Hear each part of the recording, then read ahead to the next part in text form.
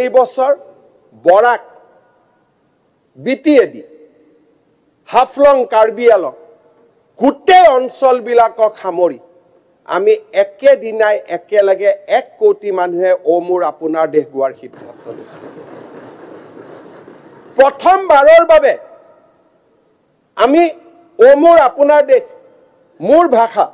তাত অসমীয়া শব্দও নাই বঙালী শব্দও নাই লক্ষ্মীনাথ বেজবৰুৱা ডাঙৰীয়াই এই ধৰণে অসম সংগীত লিখি থৈ গৈছিল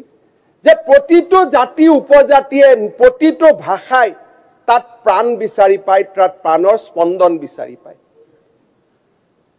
মোৰ খুৱদি মাত হেতু মিছিংও হ'ব পাৰে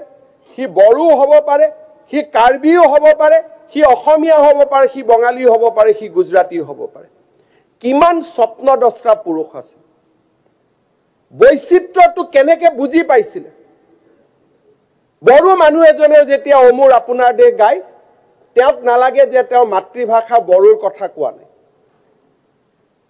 ইমান বৈচিত্ৰতাৰ প্ৰতীকৰ মাজত এই তেনেকৈ ব্যক্তিসত্তাসমূহে আমাৰ জাতিটোক নিৰ্মাণ কৰাৰ বাবে চেষ্টা কৰিছে আৰু সেই কাৰণে এইবাৰ 1 কোটি মানুহে একেলগে আমি ও মোৰ আপোনাৰ দেশ গাম আৰু বাগৰুম্বা আৰু বৰদৈ চিখলাক আমি বিশ্ব মঞ্চলৈ লৈ যাম